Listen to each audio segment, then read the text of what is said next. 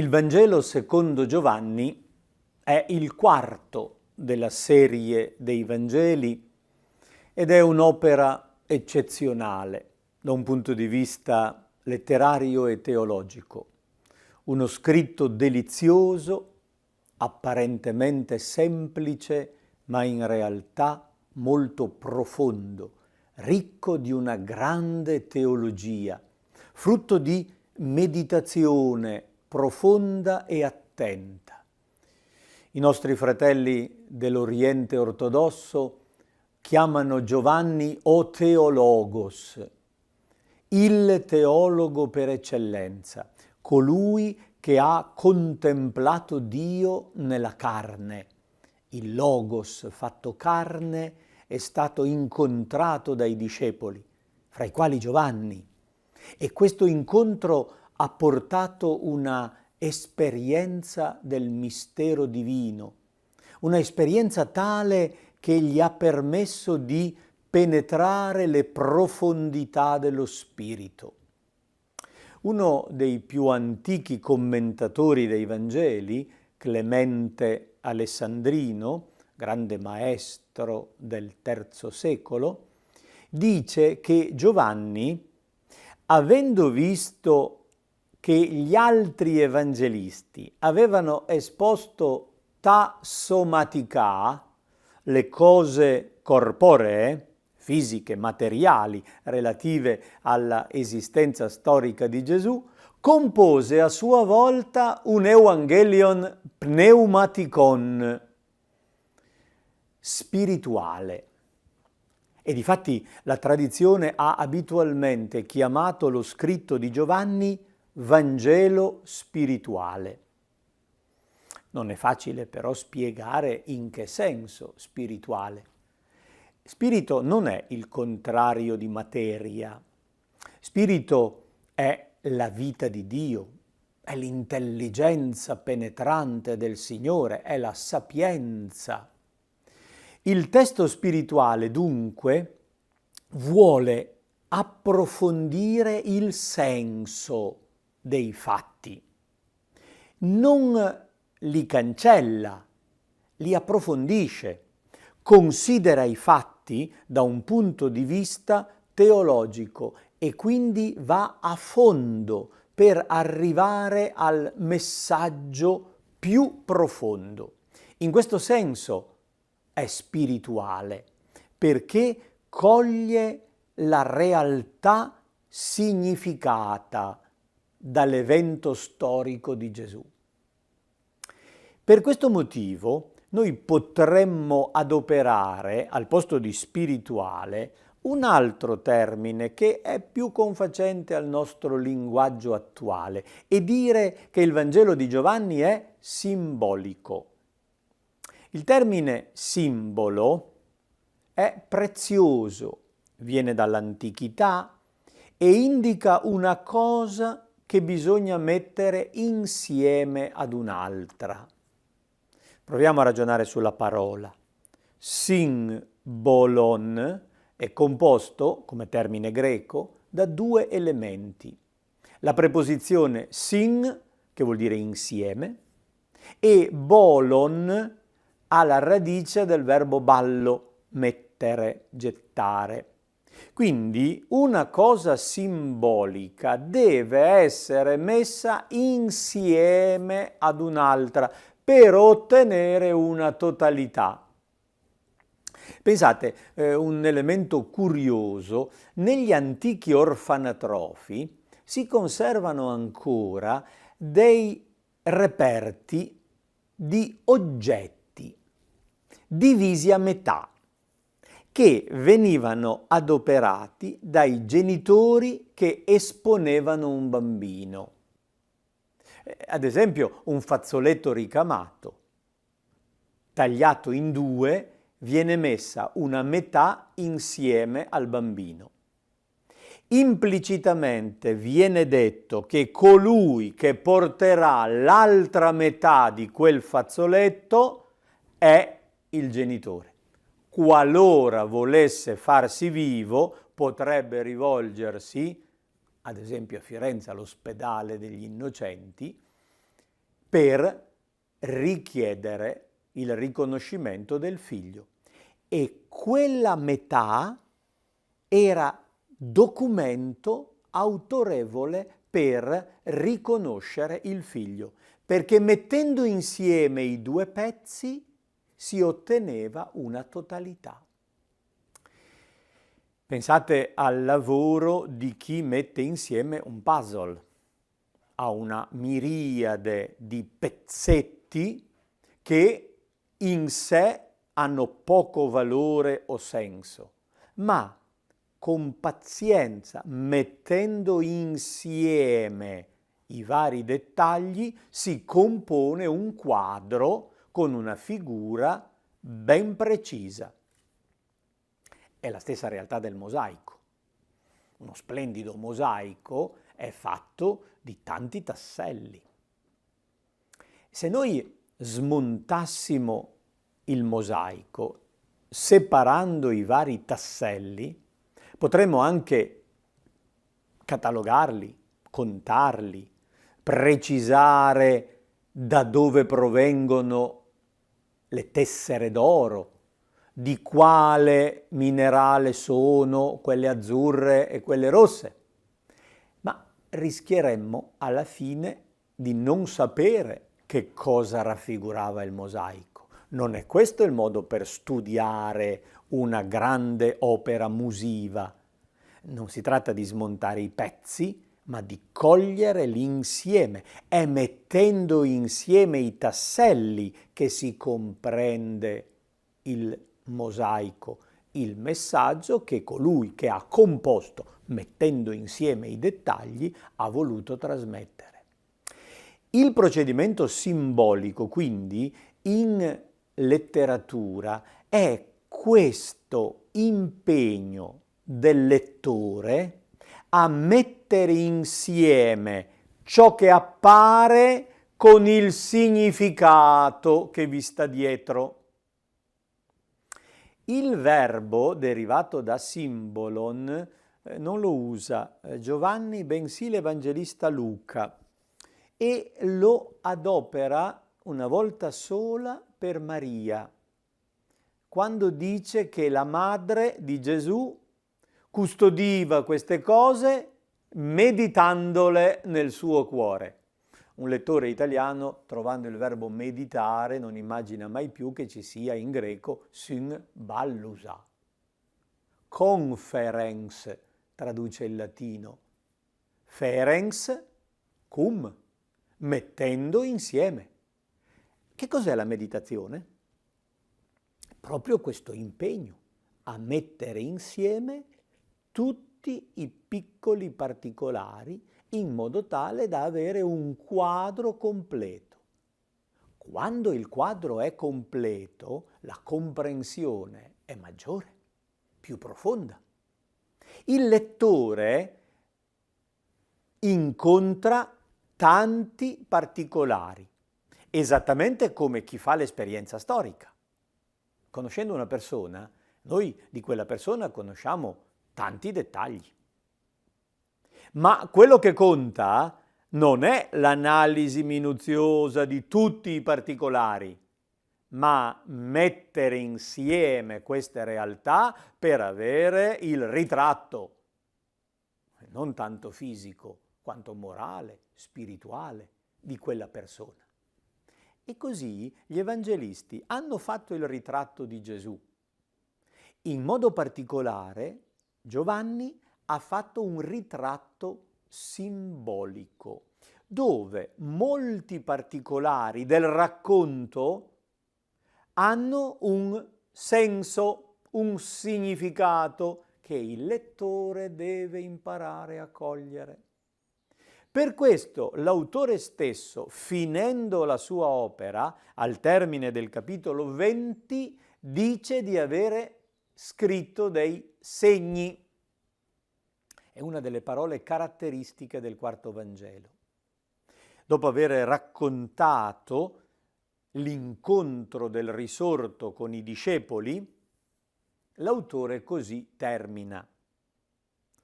In presenza dei suoi discepoli, Gesù fece molti altri segni che non sono stati scritti in questo libro, ma questi sono stati scritti perché voi crediate che Gesù è il Cristo, il Figlio di Dio, e perché, credendo, abbiate la vita nel suo nome. È prezioso questo finale perché rivela l'intento dell'autore. Anzitutto Giovanni ci dice di avere scritto dei segni fatti da Gesù, di non averli scritti tutti, ma di avere fatto una selezione. Chiamare segni le opere di Gesù vuol dire che l'autore considera quegli eventi della storia umana di Gesù significativi, nel senso che comunicano un significato ulteriore. I segni sono delle cose che rimandano ad altre cose. I segni sono materiali, inevitabilmente, ma rimandano ad una realtà più grande. Se voi vedete sulla spiaggia delle orme, avete a che fare con un segno. Che cos'è un'orma? Semplicemente una sabbia un po' più pressata. Ma dalla forma che ha quella sabbia pressata, voi capite che è passato un uomo, oppure che è passato un cane. E avete l'indicazione del verso in cui cammina. Voi non vedete l'uomo, non vedete nemmeno il piede, però osservando la sabbia pressata in un certo modo, capite che è passato un uomo. Immaginate perché l'intelligenza umana è simbolica, mette insieme i particolari, ci vuole un attimo a fare tutto questo processo mentale. Io ho visto la sabbia pressata e ho capito che è passato un uomo, perché se la sabbia ha quella forma vuol dire che c'è stato uno scarpone che l'ha prodotto, ma lo scarpone non cammina da solo, ci deve essere un piede dentro, il piede è attaccato a una gamba, la gamba fa parte di una persona, se il piede è grosso evidentemente la persona che è passata è molto grande. È un ragionamento velocissimo, eppure ci sono notevoli passaggi. Questo è un procedimento simbolico. Appena sento odore di fumo, penso che sta bruciando qualcosa, perché non ci sarebbe fumo se non ci fosse fuoco che brucia. I segni sono cose che fanno venire in mente altre cose. Il fumo fa venire in mente il fuoco. Mi fa venire in mente che ho dimenticato la pentola sul fuoco. Ho sentito col naso l'odore di fumo, mi è venuto in mente quello che mi ero dimenticato. È un fatto simbolico. Il mio cervello ragiona in questo modo e i letterati che costruiscono i loro testi in modo simbolico vogliono proprio una collaborazione con il lettore. Cercano un lettore intelligente. Immaginate che l'autore, mentre racconta, vi faccia l'occhiolino. Con una azione in cui vi dice fai attenzione, stai attento, cerca di capire quello che voglio dire, vai in profondità, vedi oltre, guarda dietro, capisci il riferimento, il lettore è messo in guardia e cerca di leggere con attenzione il testo. Giovanni ritiene che tutti i fatti storici della vita terrena dell'uomo Gesù siano segni dell'amore di Dio, segni di com'è Dio, di come pensa Dio, di come agisce nella storia. Vedendo Gesù, personaggio storico, riconoscibile, documentabile, vedendo le sue opere, si capisce quello che fa Dio. È la possibilità di vedere l'invisibile.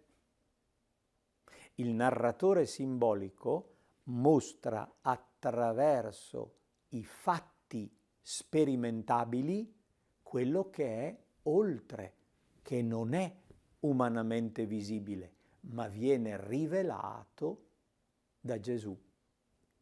L'idea cardine per Giovanni è che Gesù è il rivelatore del Padre.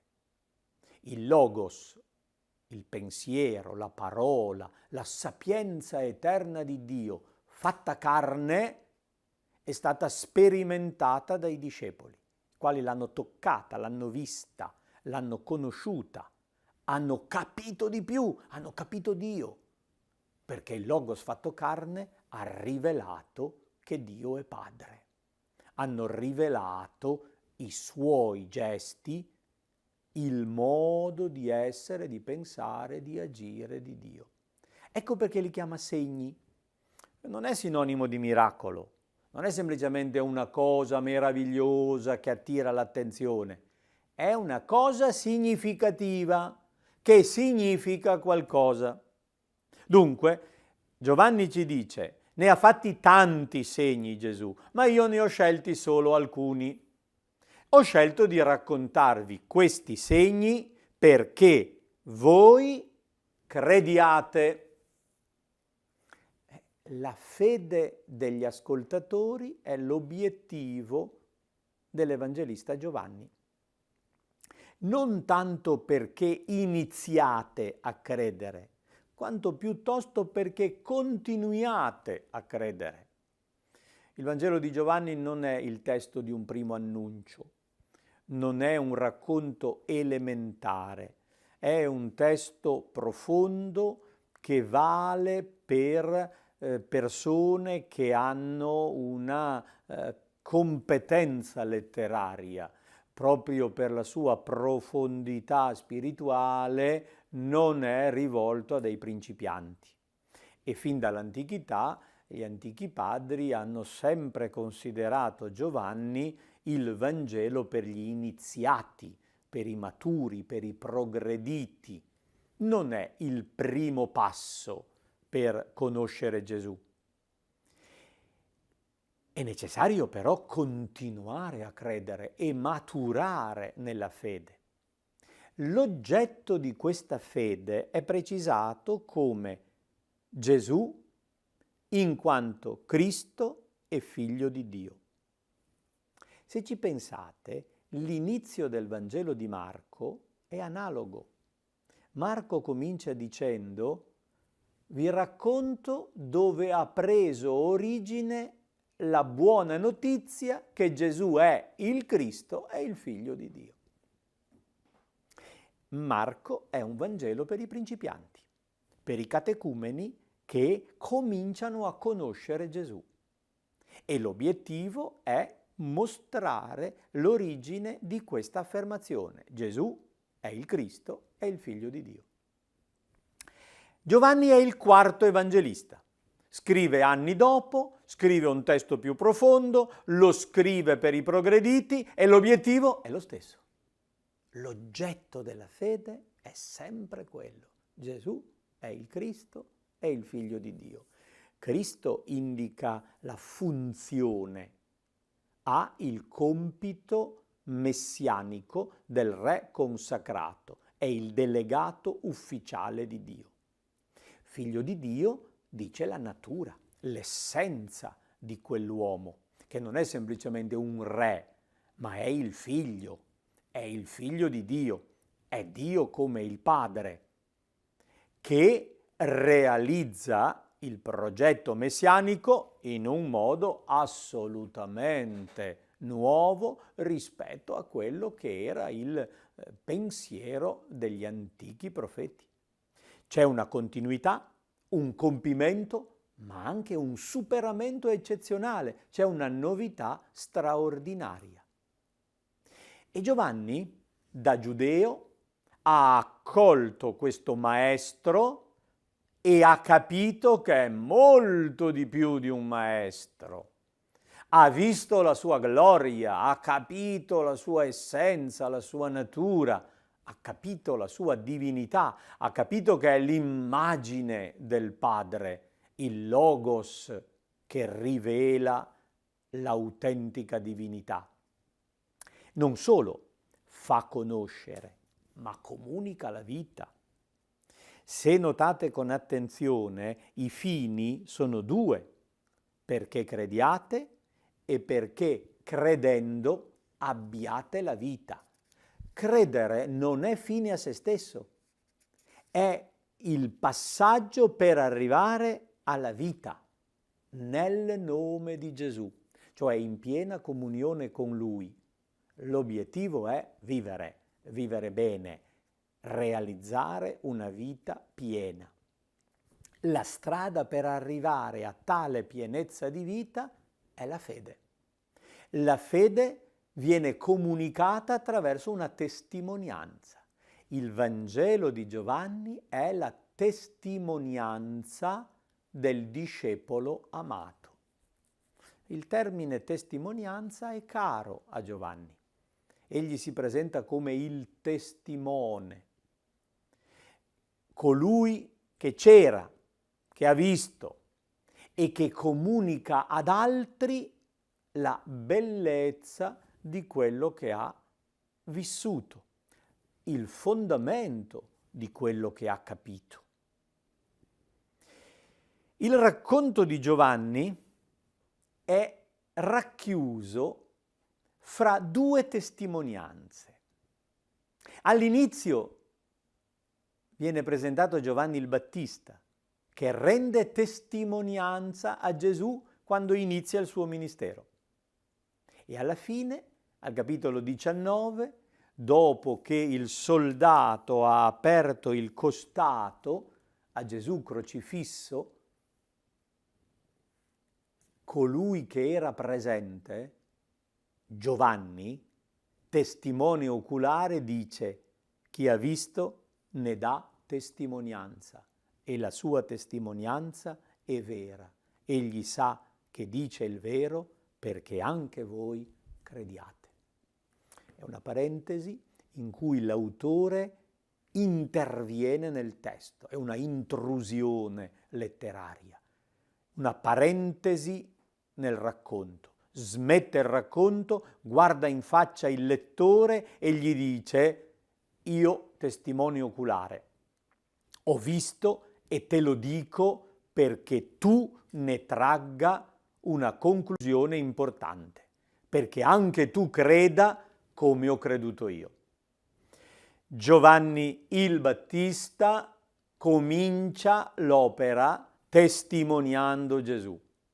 Giovanni Evangelista culmina l'opera dando testimonianza a Gesù.